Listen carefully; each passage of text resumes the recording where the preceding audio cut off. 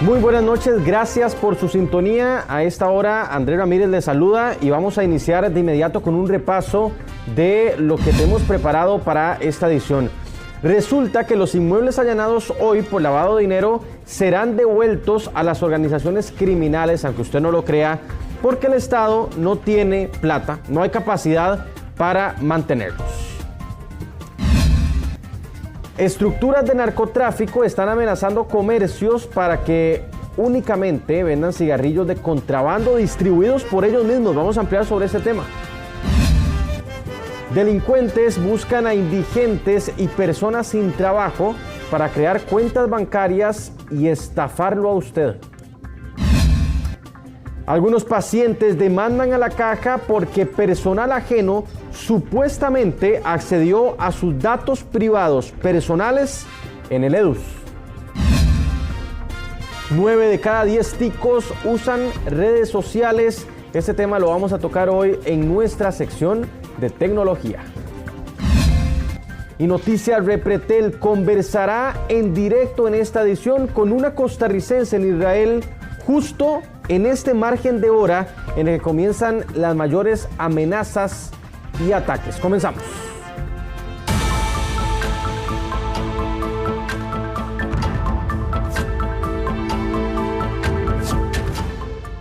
Y una de las noticias del día tiene que ver con los allanamientos que se desarrollaron por el tema de lavado de dinero a una estructura criminal. Este es un caso que se le llamó el caso Venus.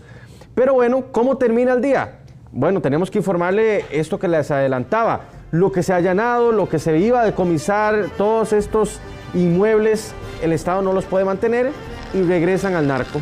Jeffrey Naranjo nos actualiza hasta ahora. En directo, buenas noches.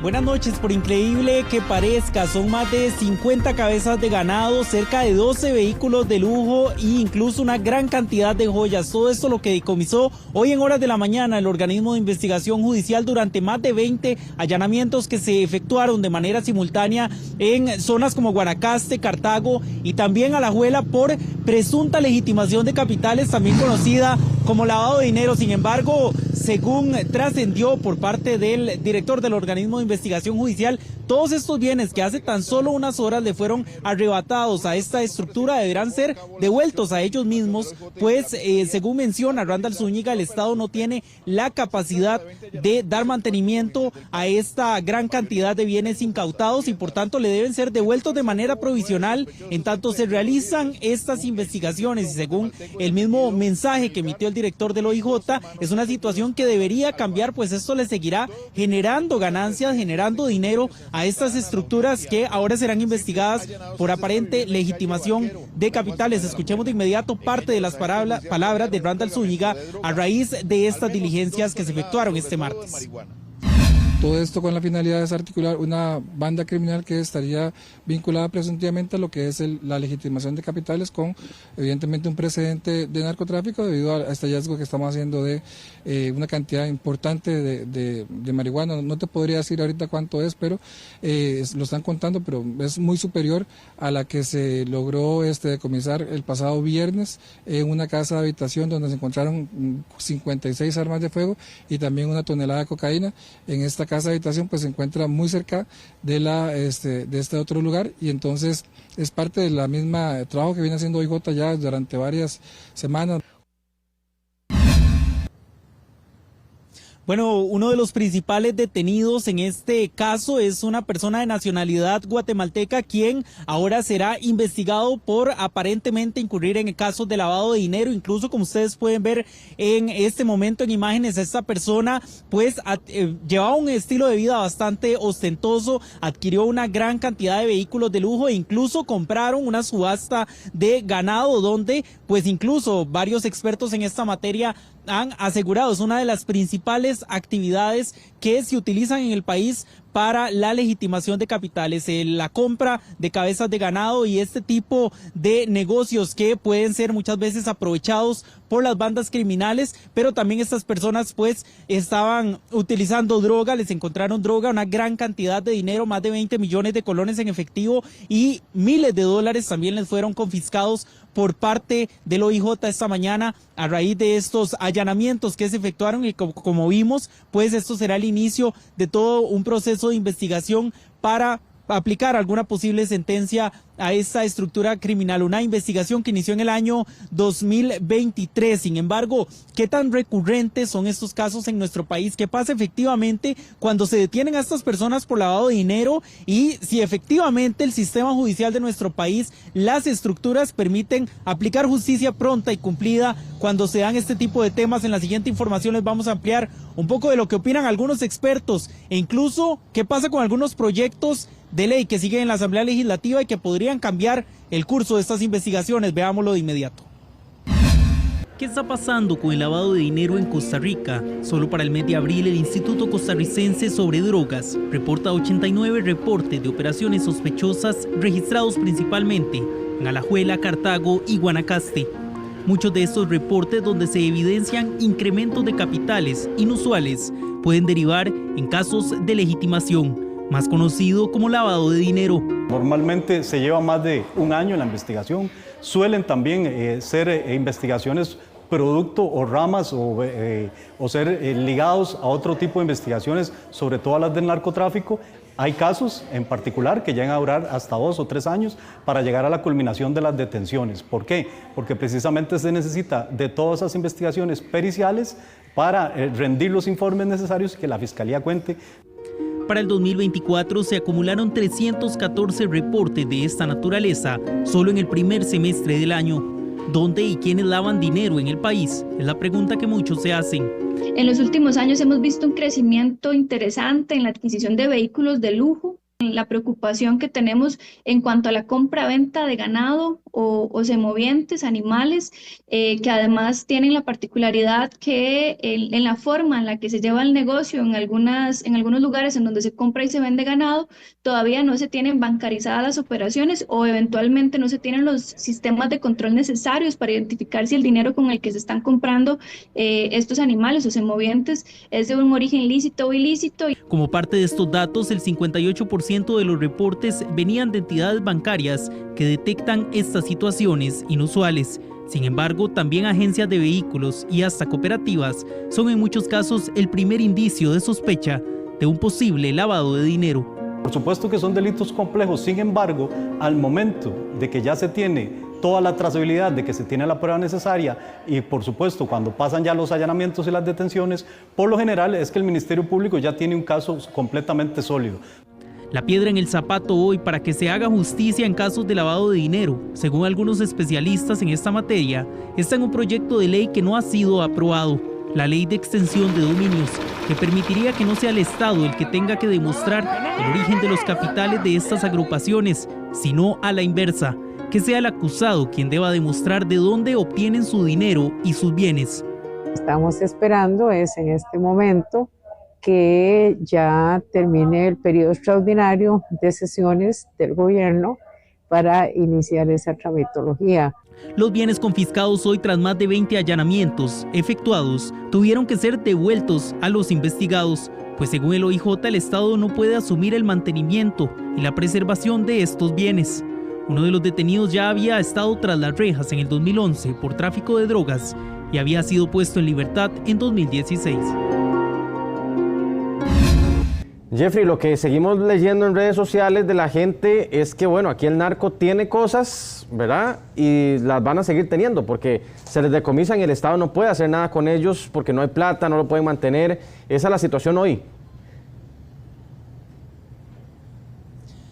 Así es, Andrés, al menos de manera provisional, es lo que asegura el organismo de investigación judicial. Estos carros, esta gran cantidad de joyas deben ser devueltas en tanto avance la investigación y se pueda determinar qué va a pasar con todos estos bienes inmuebles confiscados. En los casos de las reses, de las cabezas de ganado, estas en anteriores ocasiones también lo que se hace es que las venden y los dineros provenientes de esa venta van a parar a las arcas del Instituto Costarricense sobre Drogas, del ICD, para precisamente fortalecer las funciones de estas instituciones. Sin embargo, ya lo vimos muy claro también en la anterior información, la urgencia de que se apruebe el tema de extensión de dominios y permita que esto sea pues todo un cambio en el paradigma de cómo se investigan actualmente estos casos, que no sea el Estado el que tenga que estar investigando, el que tenga que estar demostrando, sino las mismas personas que tienen estos bienes los que demuestren si los han obtenido por vías de la legalidad. Sin embargo, este proyecto aún permanece pendiente de aprobación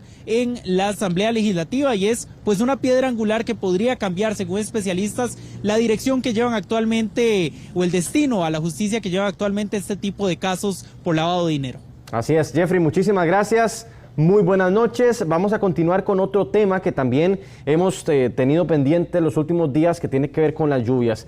Resulta que la Comisión Nacional de Emergencias registró 452 incidencias o emergencias por lluvias hasta el momento. Son 452 las emergencias tras los fuertes aguaceros en lo que va del mes de junio. Don Randall, vea que se nos metió el agua hoy, aquí, en la casa de mi hija, mía. Aquí vea, la refri está arriba. 6 han sido las ondas tropicales que han atravesado el territorio nacional, las cuales se han visto influenciadas muy marcadamente por la zona de convergencia intertropical. En los primeros 15 días de junio se reportaron 452 reportes por inundación, la mayoría en los cantones de Siquirres, Desamparados y Garavito.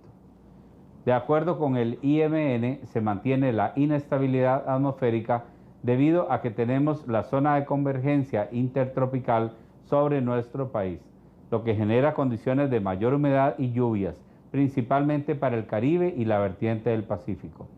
La vertiente del Pacífico ha sido la más afectada. Lastimosamente se llenó todo. Ahí está. Tenemos un carro aquí. Golfito, Quepos, Garavito, Pérez Celedón y Sarapiquí, entre los puntos con mayor atención de emergencias. Suelos que cada vez están más vulnerables y saturados por la gran cantidad de lluvia. Porque el suelo se carga de agua cuando comienza a llover, el suelo pesa más y entre más vayamos quitándole las capas que lo sostienen, a veces se quitan los árboles o se quita el bosque o se quitan las cosas que tiene, el agua pasa más directamente al suelo y más rápidamente puede cargarse. Y también muchas veces cuando construimos una casa se corta el terreno un poco más fuerte que su composición original. Entonces ya no tiene la pendiente natural que tenía antes la montaña, sino que tiene la pendiente que le hicimos para construir la casa. La Comisión Nacional de Emergencias, por su parte, monitorea más de 150 puntos propensos a un deslizamiento, que sumados a la saturación de los suelos podría generar inundaciones repentinas. Se mantiene la alerta naranja para la zona norte, vertiente del Pacífico y la zona de Los Santos, así como alerta amarilla para el Valle Central y la vertiente del Caribe.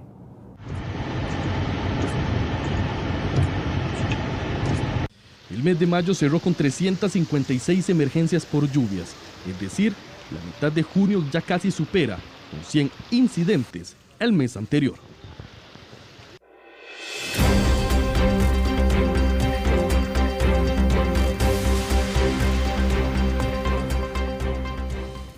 Vamos ahora con nuestra compañera Sheila Paniagua, porque resulta que hay estructuras de narcotráfico que ahora no solamente trafican drogas, sino que hacen también negocios con cigarrillos de contrabando ahí para un poco lavar la plata de lo que están moviendo. Y amenazan a los comercios para que solo vendan esos cigarrillos. Sheila, cuéntenos. Buenas noches.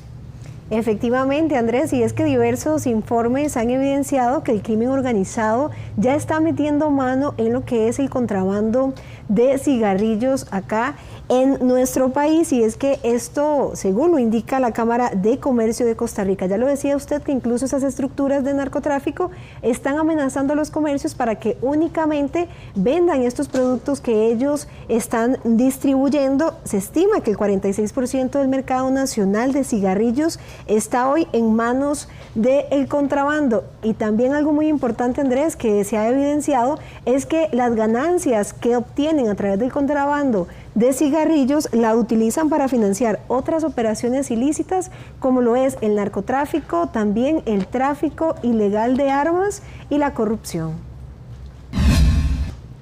El contrabando de cigarrillos que ingresa al país está siendo impulsado por el crimen organizado y en los últimos años se ha convertido en una fuente constante de financiamiento para estas redes. Así lo señala un estudio de la Cámara de Comercio de Costa Rica. En apariencia, de ahí los grupos criminales sacan el dinero para financiar las actividades ilícitas como el narcotráfico, el tráfico ilegal de armas y la corrupción. El informe reveló que las estructuras de narcotráfico amenazan a los comercios para que solo vendan productos ilegales distribuidos por ellos. En donde ya teníamos un 40% de contrabando, viene generándose elementos que han generado un crecimiento importantísimo. Y hoy en día corresponde a casi el 50% de los productos que tenemos en el mercado que provienen del contrabando. Esto representa un riesgo no solo para la economía, también para la salud pública y la seguridad nacional. Datos del Ministerio de Salud revelan que en el país se comercializan cerca de 22 marcas ilegales de cigarrillos que no cumplen con los estándares de control de calidad. Del 2017 al 2025, el país tuvo una pérdida fiscal de más de 200.000 millones de colones y en ese mismo periodo se comercializaron más de 4.268 millones de unidades de cigarrillos de contrabando. Hemos visto que hay marcas que son formales a nivel de cigarrillos que se venden a precios inferiores incluso al monto del impuesto y los cuales evidentemente generan una afectación para el comercio formal. Se estima que la afectación a nivel fiscal supera los 100 millones de dólares al año. Este tipo de contrabando proviene principalmente de países como Panamá, que ingresan vía terrestre por pasocanoas, China, India y Vietnam. De estos países los productos suelen llegar a través de terceros países o puertos intermedios. Según las autoridades, este producto se vende principalmente en pulperías o en la calle por unidad. La Red Nacional Antitabaco señaló que en Costa Rica mueren alrededor de 2.174 personas producto del consumo de tabaco. En la gran área metropolitana y de acuerdo a estudios de la Universidad Nacional, el comercio ilícito está en un 31%, pero no solo por cigarrillos ilegales, sino también por legales, lo que dificulta el control. A pesar de que tenemos una herramienta importante ratificada en 2016, como es el protocolo para la eliminación del comercio ilícito de productos de tabaco, este no se ha implementado. La Ley General de Control de Tabaco y sus efectos nocivos en la salud establece desde el 2012 que el Ministerio de Salud debe fiscalizar, decomisar productos ilegales y clausurar locales reincidentes, mientras que las municipalidades pueden realizar el retiro de la patente. Sheila, estas bandas, ¿cómo se acercan a los comercios? O sea, ¿cómo los obligan a ellos a vender solo los productos que están contrabandeando? Andrés, por medio de amenazas, así es como obligan a los comerciantes a poder vender estos productos ilegales. Imagínese usted que los lugares que más buscan estas organizaciones para vender este tipo de productos son las pulperías. Incluso en San José usted se puede topar a personas vendiendo la unidad de un cigarro en media avenida central. Y es así, bueno, como estas personas por medio de las amenazas es que venden estos productos. ¿Sabe qué? Y aquí tengo un dato muy importante, Andrés, porque las pérdidas fiscales del país superan los 100 millones de dólares por año. Esto es lo que pierde el país cuando ingresan de manera ilegal estos productos que no pasan ni siquiera por aduanas y por supuesto también indicar que esto es un daño a la salud pública, ¿verdad? Porque no cuenta con ningún registro.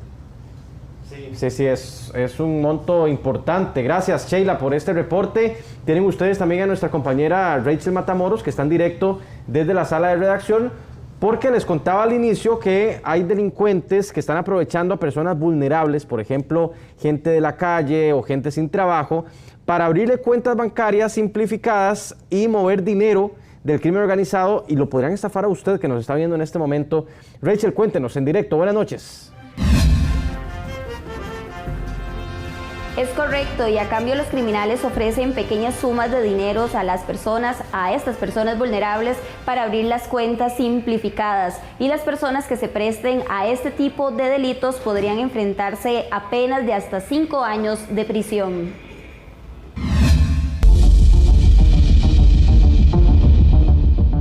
El crimen organizado ha encontrado nuevas formas de ocultar sus operaciones financieras, abrir cuentas bancarias simplificadas a nombre de personas en condición vulnerable, incluyendo indigentes o ciudadanos en extrema necesidad.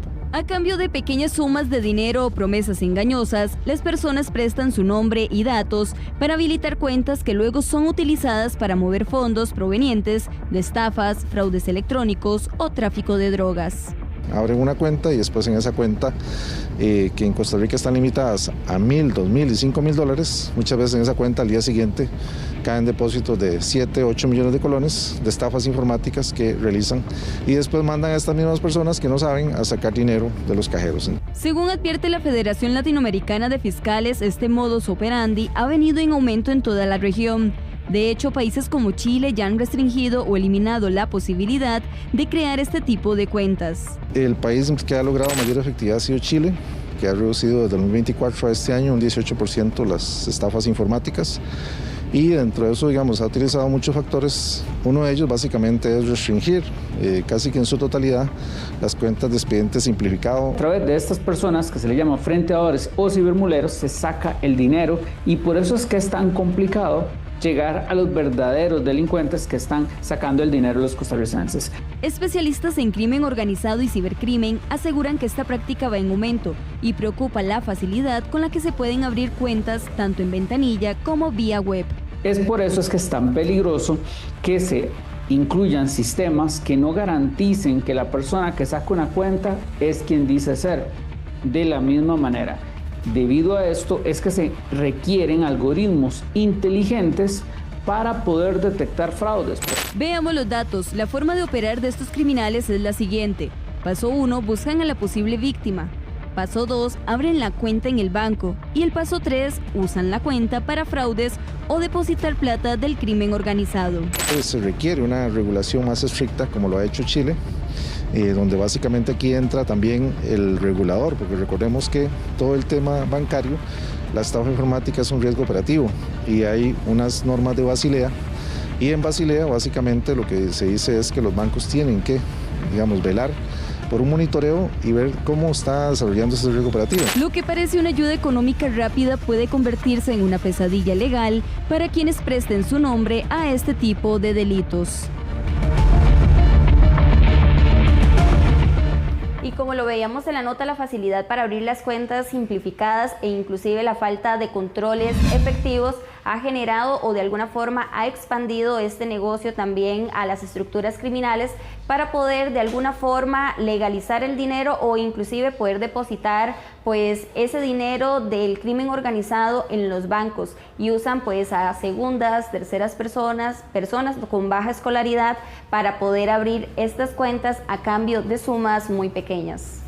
Rachel, muchas gracias por este reporte, y aprovecho para informarle que el Ministerio de Seguridad Pública tiene abiertas 1.300 causas contra funcionarios públicos, de las cuales algunas tienen que ver con policías ligados con grupos criminales. Por otro lado, el titular de seguridad explicó que en muchos casos deben de seguir pagándole salario a esos oficiales sospechosos como si no los estuvieran investigando, pero bueno, es parte de los procesos. Algunas de estas denuncias no es sobre una persona, sino sobre un grupo de personas. Pero quisiera reiterarle la pregunta, ministro, porque una cosa es el ámbito judicial, en donde se resuelven las denuncias que se interponen por el mismo ministerio o por ciudadanos, y otra cosa es la acción administrativa dentro del ministerio. Entonces, resulta que una asegurada llevará la caja a juicio, pues dice que doctores de varios hospitales usaron sus datos, ella dice, de manera irresponsable. Una asegurada decidió llevar hasta los tribunales un caso donde afirma que en apariencia personal médico accedió a datos sensibles de su expediente digital único de salud, EDUS. En una hora de visita llega un familiar muy cercano mío y me comunica que otra persona allegada a la familia le dice que yo tengo una cita de la cual no tenía forma de cómo enterarse.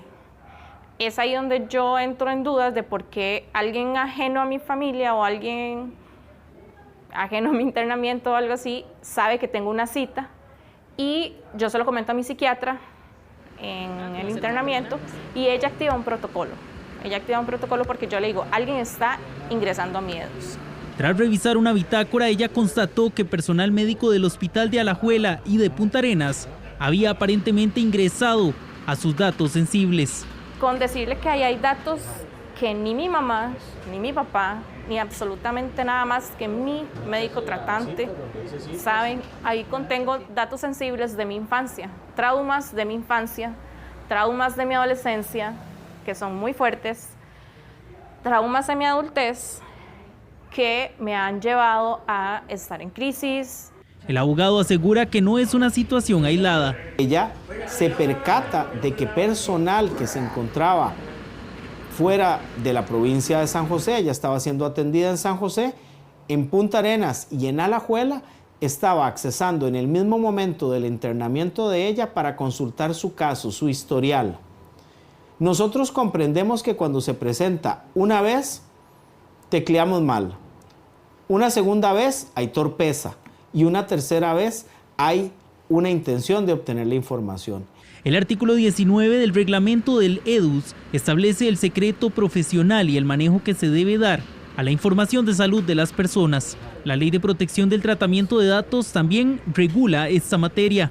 Se intentó obtener una posición de la Caja Costarricense de Seguro Social sobre este tema. Sin embargo, no se obtuvo una respuesta al cierre de edición. Noticias Repretel tuvo acceso a la contestación de la demanda brindada por la entidad, donde rechazan, por aparente inexactitud de los ingresos denunciados, las afirmaciones de la demandante, asegurando que deben comprobarse. Bueno, en otros temas, Recope advirtió que los precios de los combustibles podrían tener un incremento importante debido al conflicto bélico que se vive en este momento en Medio Oriente entre Irán e Israel. Escuchemos lo que dijeron. Podemos ver cómo los precios internacionales del petróleo han comenzado a subir tras el reciente ataque de Israel a Irán, un país clave en la producción mundial de petróleo. Por esa zona, específicamente por el estrecho de Hormuz. Esta hora hasta Israel en la madrugada con Sharon Schwartz. Ella es costarricense que vive ya desde hace muchos años en esa zona. Primero que todo, muchas gracias por atendernos. Y la pregunta específica, Sharon, ¿cómo se está viviendo el día a día allá en Israel? Buenas noches. Bueno, muchas gracias por recibirme y por siempre mostrarle a la gente las noticias de verdad de lo que está pasando por aquí. Me gustaría decir que estamos bien. No es exactamente físicamente, como pueden ver, si estoy bien. Bueno, claramente han habido bastantes heridos y muertos en los últimos días por los ataques de Irán. Por ende, se han cancelado las clases, se han cancelado los trabajos. Todo está cerrado, solo los súper y las cosas que son súper esenciales están abiertas. Entonces, el día a día lo describiría como uno se sentía en COVID, pero con una amenaza nuclear, que es un poco extra, ¿verdad? Entonces, claro, hay muchos ticos que viven aquí y todo el mundo está en la misma situación. Primero que nada, están todas las aerolíneas cerradas, no hay como ni entrar ni salir del país, así que la gente que están atascadas afuera no tiene cómo volver a la casa, y la gente que quiere o necesita salir o tenía algún viaje planeado, no puede llegar. O sea, no tenemos otra más que estar aquí, ticos, no ticos, israelíes. Conversemos y haya un panorama un poquito más alentador. Gracias a ustedes y esperemos que en una semana ya no estemos en esta situación, y no podemos olvidarnos que también hay más de 50 secuestrados en Gaza ahorita mismo que también a ellos hay que salvar. Así que esperemos que para la próxima semana estén todos de vuelta en la casa y ya esta guerra se haya terminado. Gracias a ustedes. Sharon Schwartz, costarricense en Israel. Continuamos.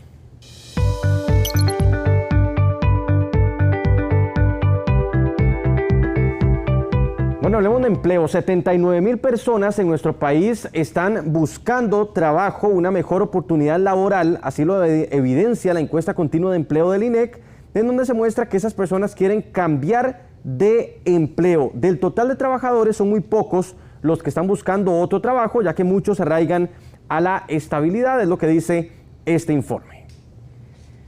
Y justamente también hablando de trabajo, resulta que hay datos importantísimos de un estudio que se ha realizado recientemente de la firma Diestra y que a través de la Cámara de Comercio pues también se está dando a conocer sobre la tasa de informalidad que, si hablamos de Costa Rica, está cercana a un 45%, con alta dependencia de trabajadores migrantes en sectores como agricultura, construcción, servicios domésticos. Yo me encuentro con don Rodolfo Mendoza, quien además es quien ha liderado este estudio. Don Rodolfo, gracias por acompañarnos.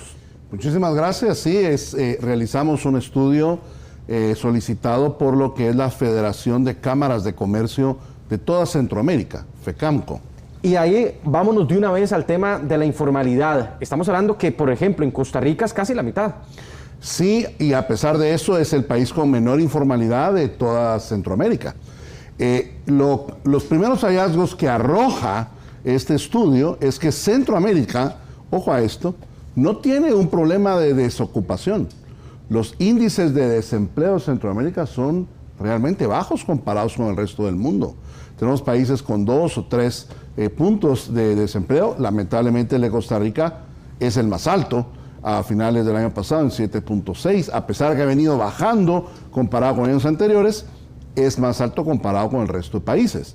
Pero lo que sí tiene Centroamérica de problema es un problema de informalidad. Un trabajo informal es un trabajo que no tiene un contrato laboral, que tiene una mala paga, que no está en un seguro social y que entonces tiene una incertidumbre. Y en el caso de los países del norte de Centroamérica, provoca que muchos migren, ¿no?, hacia Estados Unidos.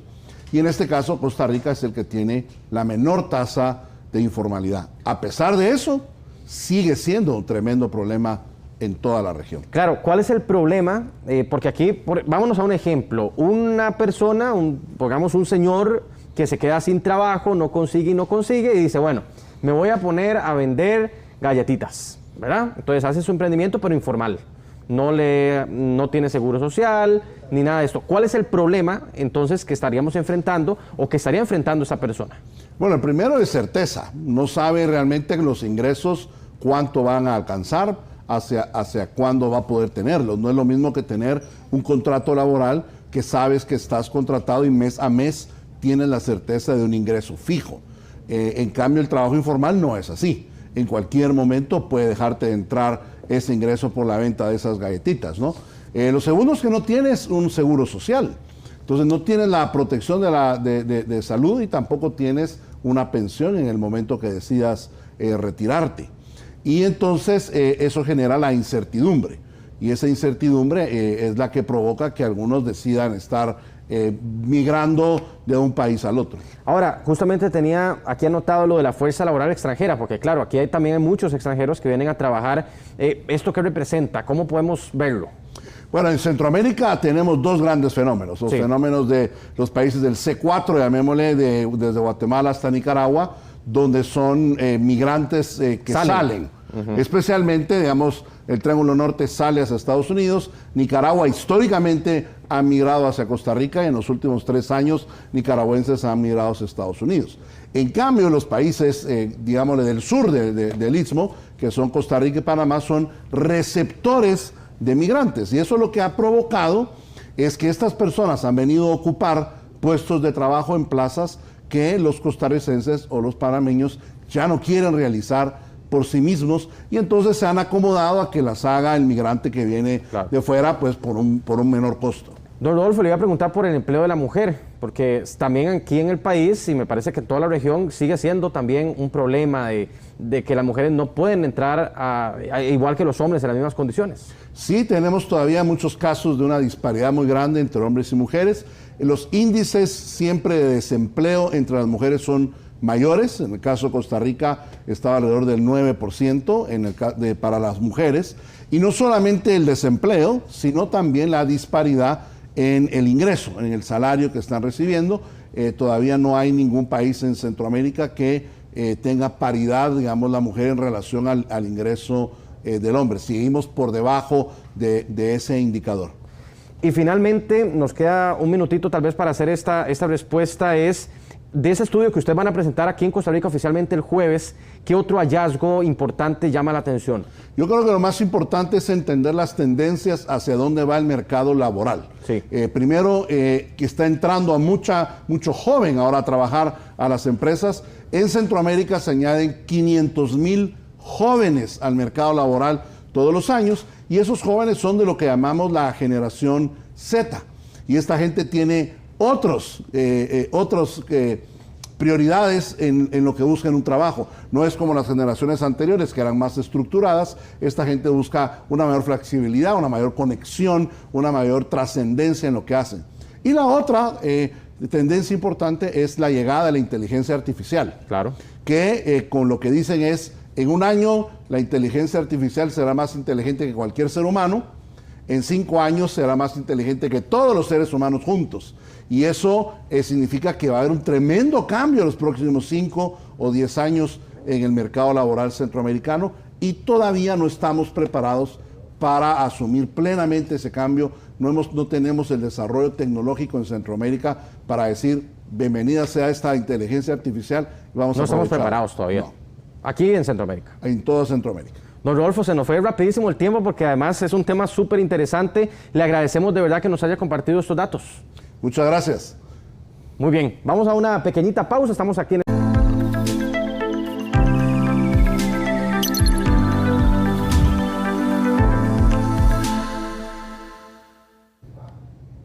Gracias por continuar con nosotros. 9 de cada 10 costarricenses utiliza las redes sociales, por lo menos una. Usted, por ejemplo, utilizará WhatsApp, utilizará YouTube, Facebook, Instagram. Bueno, Daniel Sosa nos tiene el reporte en la sección de tecnología a esta hora. Buenas noches, Daniel. Hola, ¿qué tal? Muy buenas noches. Bienvenidos a una sección más de tecnología. Probablemente usted que nos está viendo tiene en este momento en sus manos el teléfono celular o bien está viendo el noticiero desde plataformas como YouTube. Pues bueno, le contamos que según datos de la Universidad de Costa Rica, el 90% de los costarricenses utilizamos a diario redes sociales. ¿Cuáles son las más comunes? Lo vemos a continuación. Las redes sociales y las aplicaciones móviles son parte fundamental del día a día de nuestra sociedad. Costa Rica no escapa de esta realidad, ya que según el informe Nuestras apps de cada día de la UCR, el 90% de los costarricenses usan redes sociales. El uso de redes sociales en Costa Rica es muy alto relativamente. Costa Rica tiene la estadística más alta de uso de redes sociales como Facebook y de WhatsApp de toda América Latina. Facebook lo usa el 85% de la población. No necesariamente se confirma esa idea de que ha bajado su uso, al contrario, sigue usándose mucho. Y tampoco es cierta esa idea como que las personas jóvenes dejaron de usarlo. Pero veamos cuáles son las aplicaciones más utilizadas por los ticos. En primer lugar se encuentra WhatsApp. La plataforma de mensajería es usada por el 98% de los costarricenses. Para esta aplicación no hay diferencia estadística en lugar de residencia, género o nivel educativo. La segunda aplicación más usada en nuestro país es Facebook. Aunque se piensa que pierde terreno, la plataforma se mantiene vigente. El 85% tiene una cuenta. El 79% asegura usarlo de manera frecuente. YouTube se ubica en la tercera posición y se coloca como la plataforma de entretenimiento más usada. En los últimos 2 años creció en un 10%. Y también lo que creo que caracteriza el uso de estas plataformas en el país es que se utilizan de forma como muy dinámica.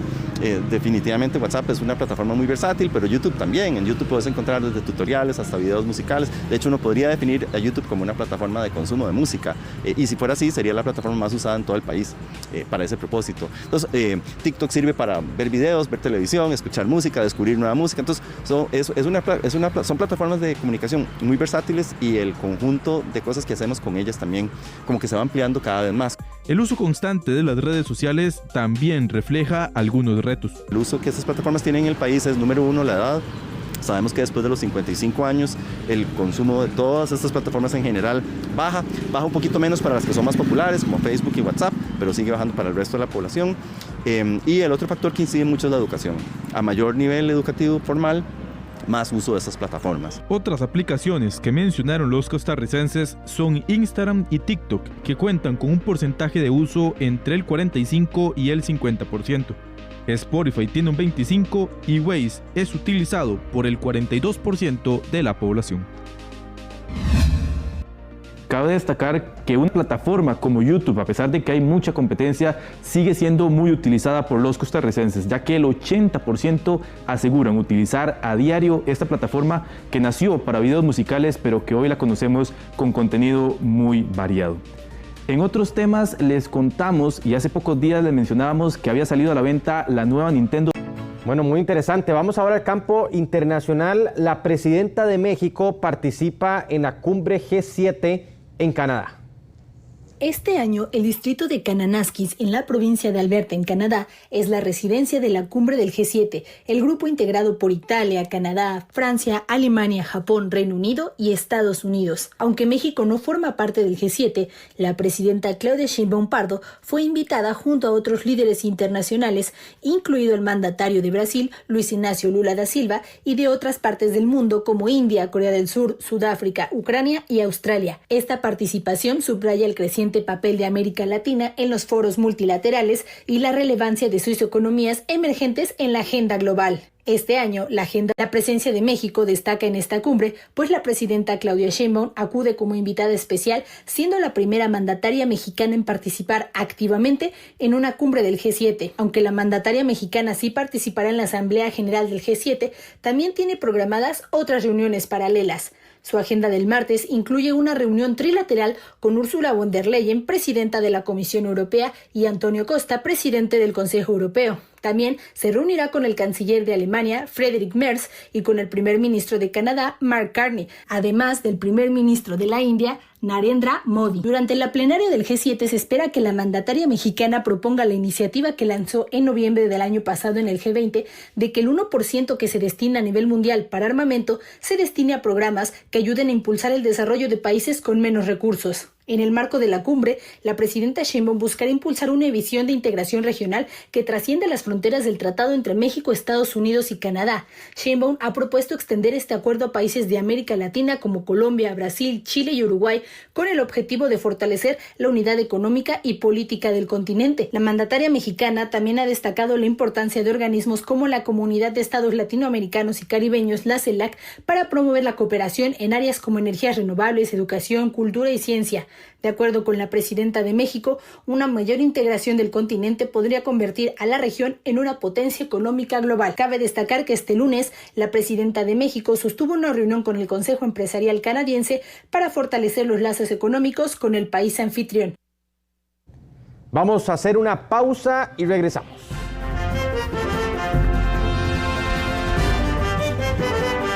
Gracias por acompañarme todas las noches. Su servidor Andrés Ramírez estuvo con ustedes durante esta hora informativa. Que descanse. Hasta luego.